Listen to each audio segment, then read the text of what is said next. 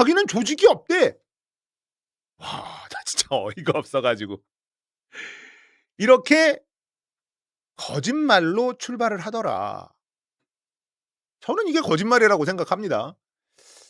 자, 그리고 신천지 관련 이야기 쇼츠 있는 것들 좀 볼게요.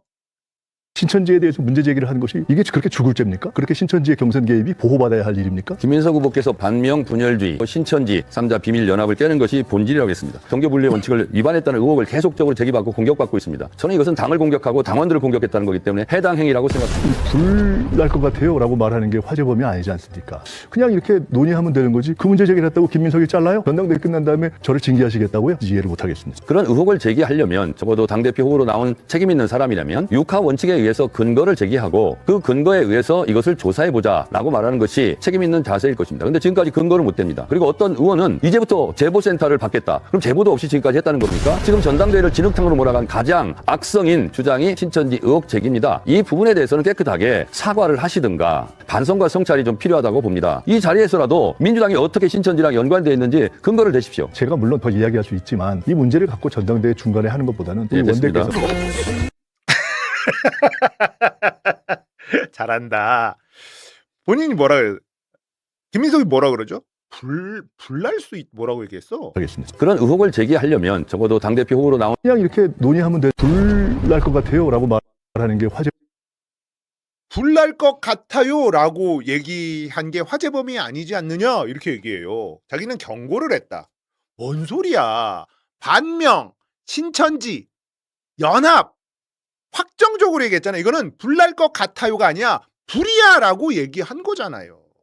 근데 저기는 불날 것 같아요 라고 얘기했잖아요. 뻥을 치고 있어. 불이야 라고 얘기한 거잖아. 근데 들여다봤더니 불이 안 났네? 불 어디 났어? 말 좀 해봐. 아니 내가 불이야라고 얘기한 게 아니야. 불날 것 같아요라고 얘기했어요. 불화를 치고 앉아 있습니다. 이렇게 뻔뻔하면 안 돼. 그리고 레버리지 ETF 관련해서 김민석이 선수를 쳐요. 송영길 후보의 표정에 주목해야 됩니다. 레버리지 ETF가 증시의 변동성을 키운 매우 심각한 사안입니다. 정부가 대책회의를 하고 거래 중단을 하면 더 큰 혼란을 가져올 수 있다고 생각합니다. 어떤 대안을 생각하시는지 한번 말씀. 애초에부터 레버리지 ETF 출시에 신중했어야 한다고 봅니다. 단일 종목 레버리지 ETF도 김민석 후보가 총리 시절에 이것을 입법 예고하고 4월에 총리 주관 국무회의에서 통과되었다고 알고 있습니다. 금감원장께서는 들어 누워서라도 막아야 한다라고 했다고 합니다. 이 부분에 대한 책임감을 느끼셔야 할 것 같고요. 자, 레버리지 ETF. 자, 이거 많이 알려야 됩니다. 단일 종목 레버리지 ETF. 이것 때문에 어마어마한 손실을 본 국민들이 많죠. 자, 총리 지시로 검토 4월 21일 총리 주재 의결 총리 직속 금융위에서 결정. 누구 책임이냐? 자, 요런 짤들이 돌아다니는데 그래서 좀 기사를 좀 뒤져봤어요. 그랬더니만 2026년 4월 21일 뉴스원 기사가 있더라고요. 삼전 하이닉스 단일 종목 ETF 가능. 자본시장법 시행령 국무회의 의결. 김민석 총리 사진이 떡하니 있어. 국내 증시에서 삼성전자, 하이닉스 등 단일 종목 레버리지 ETF 상품이 출시될 수 있게 규제를 완화하는 자본시장과 금융투자업에 관한 법률 시행령 일부 개정령안. 이 국무회의에서 의결됐습니다. 김민석 국무총리가 법률 공포안 30건, 대통령령안 13건 등을 심의 의결했어요. 이겁니다. 이때 보니까 대통령이 이제 해외 순방을 가서 국무총리가 국무회의를 주관한 것 같아요. 그리고 본인이 땅땅땅 결정을 한 것 같습니다. 이런 생각까지 하고 싶지는 않은데 이재명 대통령이 이제 환율에 대한 고민이 분명히 있었단 말이에요. 그래서 환율 때문에 저는 이거를 승인했다라고 의심하고 있는데 본인이 이거를 결정하기에는 리스크가 있어. 왜냐? 이재명 대통령이 주식시장에 진짜 빠꼼이란 말이에요. 그래서 이 단일 종목 레버리지 ETF 3전 한익 단일 종목 레버리지 상품은 이 리스크가 있다는 거를 알고 해외 순방 갔을 때 김민석 총리에게 이거 통과시켜라 지시를 내린 것은 아닐까. 야, 이런 상상까지 한다고? 야, 나 진짜 많이 삐딱해졌다. 그럴 만한 사람 같아서 이런 상상을 해봤습니다. 자, 결국은 김민석이 의결했어요. 최종 결정을 내린 겁니다. 근데 이게 4월달 기사잖아요. 댓글을 좀 봤거든요. 8월 4일 김민석 당신이었어? 세상에 단일 종목 레버리지가 이 인간 업적이었군요. 역시나 배신과 무능의 상징. 최종 책임자가 김용범이 아니었네? 8월 4일. 사람들이 이 기사를 발견하고 너였어? 이런 댓글이 달렸더라. 6월 22일에 이찬진인가요? 이 양반? 금감원장? 들어 누워서라도 막았어야 했다라는 발언이 있었어요. 이 얘기는 뭐예요?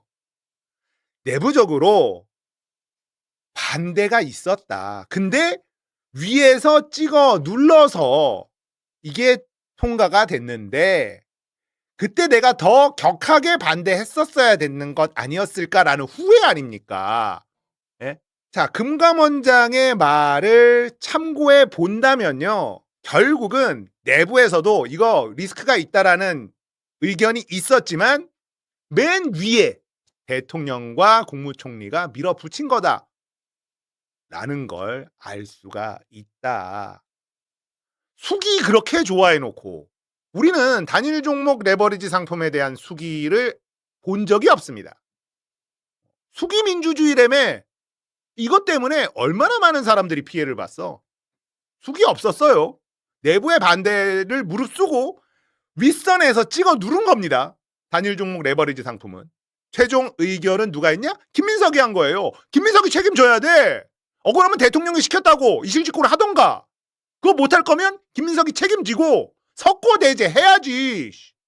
이거 많이 알려야 됩니다. 최종 의결 누가 했냐? 김민석이 한 거다. 근데 청와대 단일 레버리지 책임론보다 대책 챙기는 게 더 중요하다.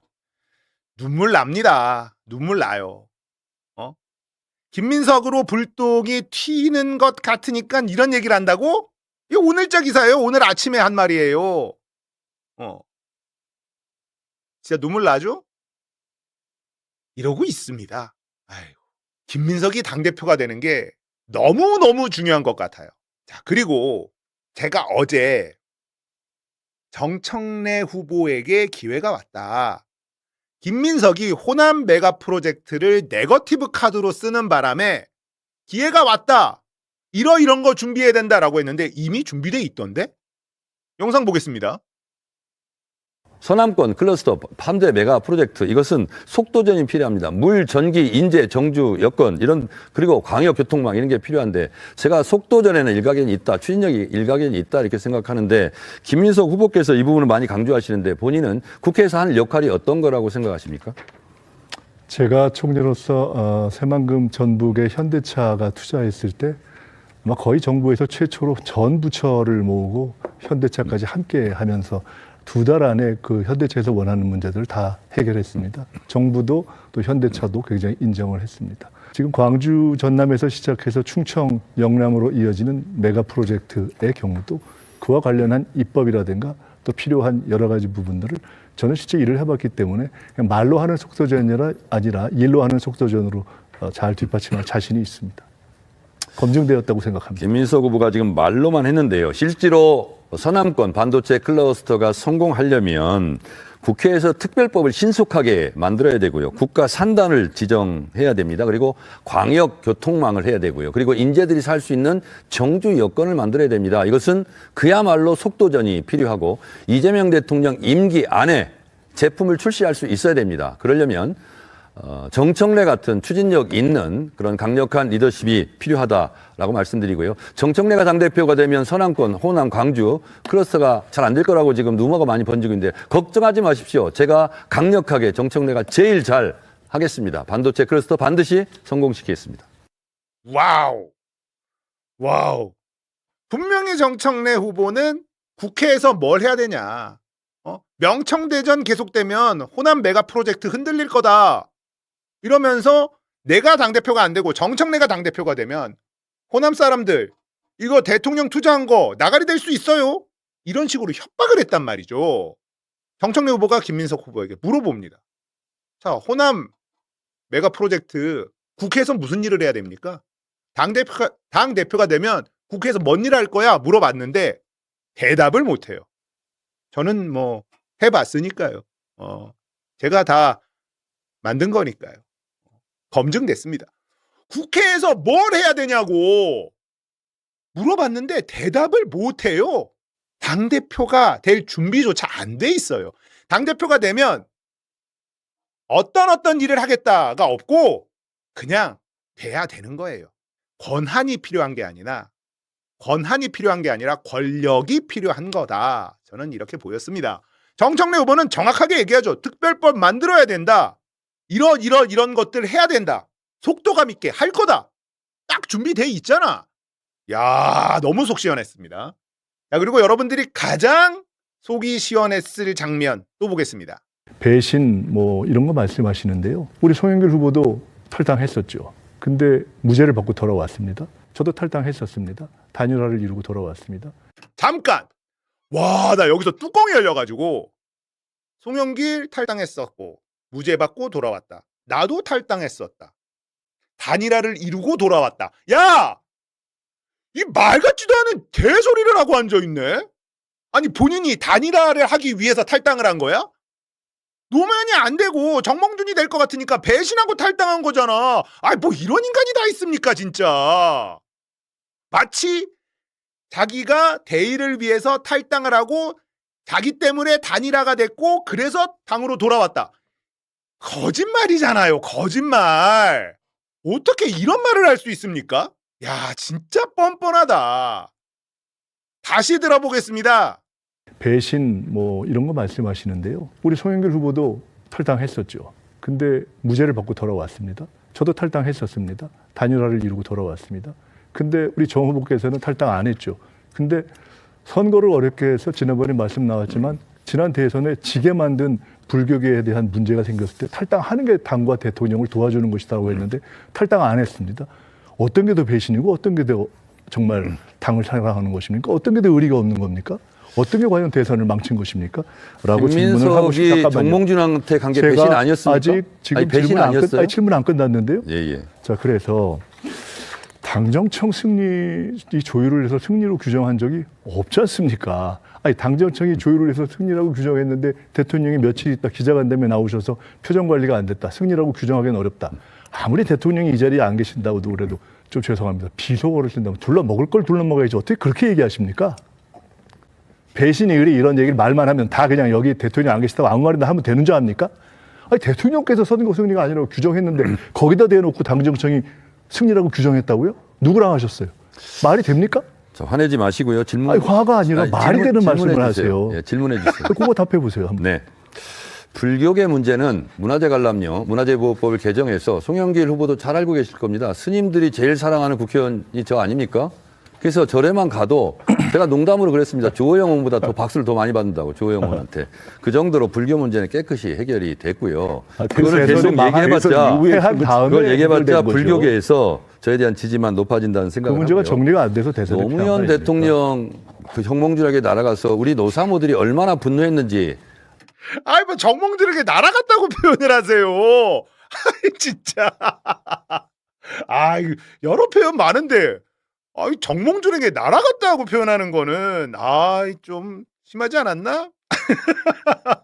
아직 기억이 안 나십니까? 그래서 그런 부분에 대해서는 이런 얘기가 나오면 물론 본인한테 불리하고 아픈 자, 거겠죠. 이제 그럴 마무리가 때는 됐습니다. 그냥 제가 깨끗이 사과하는 게 질문하겠습니다. 좋습니다. 자, 네. 다른 말 할 거 없이.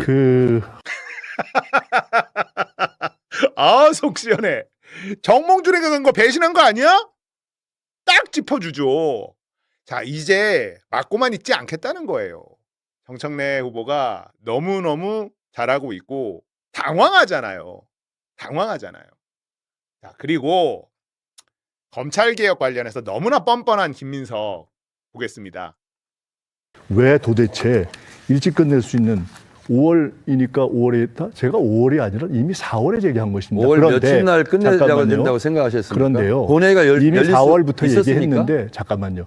본질을 피해가지 마시고 뻔뻔하시네요. 이미 4월 전에 끝내자고 했는데 왜 굳이 지방선거 뒤로 왜 굳이 전대 때까지 이 쟁점을 끌고 가려고 하셨죠? 대단하시네요. 아니 한번 설명해 보세요.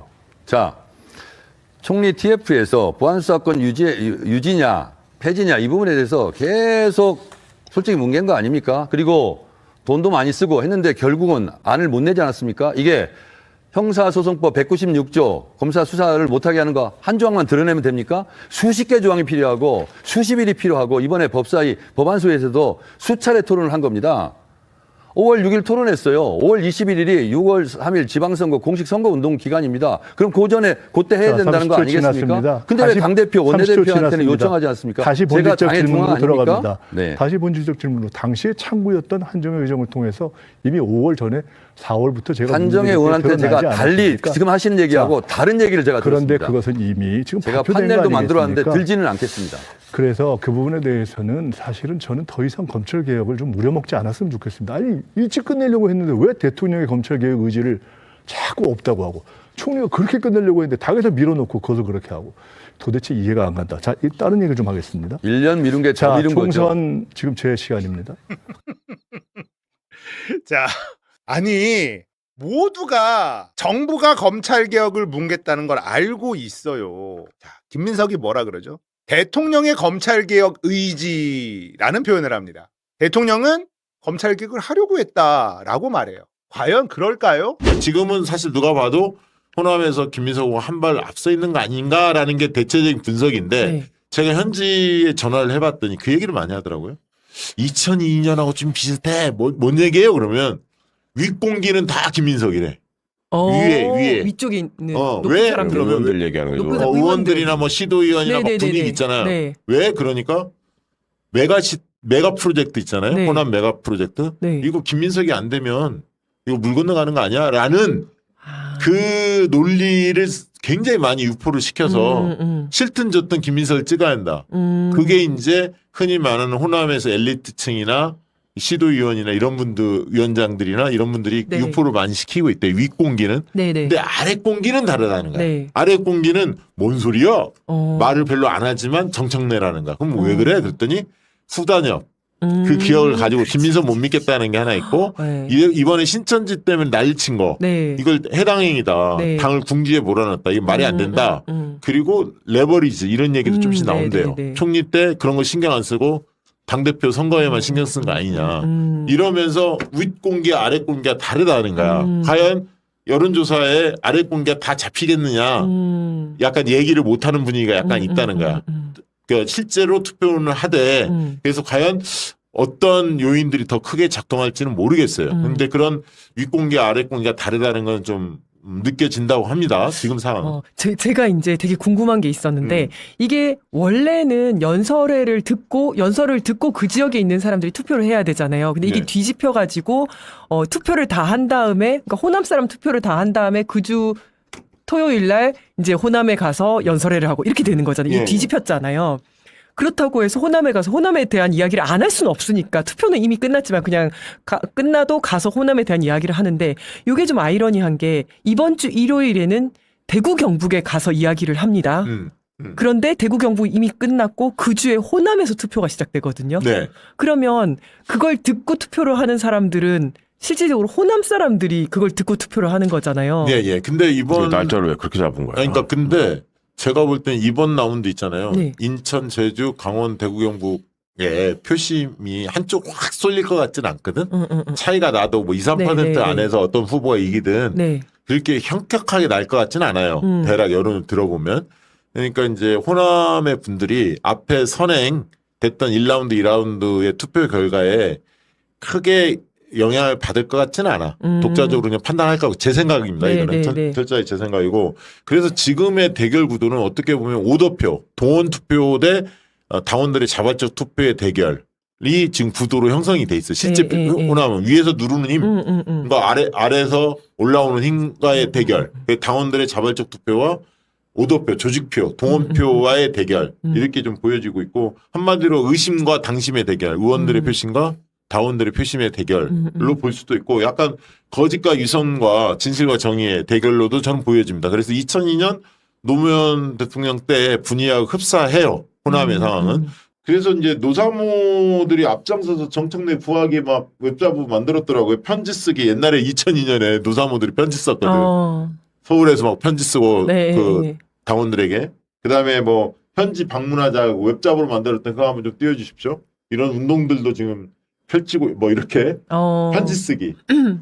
호남에 보내는 편지. 왜 릴레이 편지 쓰자. 막 이런 얘기 얼마나 절박하면 응답하라 호남. 그리고 또 이렇게 현지 방문해서 골목골목 동네 방네 원정길에 나서자. 그래서 편지도 들려주자. 서울에 있는 사람, 부산에 있는 사람들 이런 편지도 들려주자. 완전히 2002년 선거라니까. 노무현 구하기. 저 사진에 나오신 분들은 누구예요? 정청래 최민희 저기구만. 어머 진짜네. 아, 그걸 AI로 만들어가지고 AI. 하나도 안 닮았는데? 정청래 조금 말하니까 닮은 것 같긴 하다가 최민희까지는 둘은 닮았어. 네. 약간.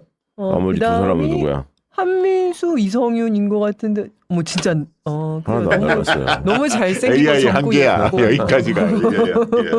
잘 만들었네요. 네. 네. 자, 그리고 여론조사가 14일, 15일 날 이루어져요. 다음 주 금토일. 네. 또 연휴 기간이잖아. 예, 금토일인데 금토 연휴 기간도 있지만 토요일 날 광복절 때문에 네. 또 한 가지 뭐냐면 토요일 날 호남 발표한다고 했잖아요. 네. 그럼 호남 발표가 저녁 7시쯤 이루어지거든. 근데 금토일 날 여론조사하면 오후에 토요일 날 한 4, 5시쯤 다 끝나요. 여론조사는. 네, 네, 네. 금요일 날 일단 1000명 조사하면 예를 들면 금요일 날 왕창 잡고 네, 네. 토요일 날 샘플 채우고 이렇게 하거든요. 되게. 일반 여론조사. 일반 여론조사 30% 반영. 네. 저는 어제 방송에서 여기서 결판 난다고 봤어요. 그러니까 거의 다운 70%에서 거의 박빙이 이루어질 것 같고 두 후보가 여론조사에서 결판이 날 것 같다. 30% 들어간다. 아니, 전체가? 전체가 그래요? 30% 반영물이니까. 30%. 그러니까 어제 제가 여론조사 꽃 네. ARS 조사한 걸로 100분율로 시뮬레이션 해보니까 네. 정청래가 6%포인트 앞섰어요. 정청래 어제 효과. 발표한 여론조사 꽃 네. ARS 조사로 민주당 지지층 플러스 무당파를 대상으로 네. ARS 조사 발표한 게 있거든. 100분율로 적용하면 그렇거든요. 만약에 6%면 굉장히 큰 겁니다. 예를 들면 권리다운 70% 반영물에서 2%로 만약에 어떤 후보가 졌는데 여론조사 6%를 이겼다. 그럼 엎어지는 거예요. 30% 반영이 더 큰 겁니다. 예를 들면. 그래서 여론조사가 굉장히 이번에 중요하네. 결정적으로 승부를 가를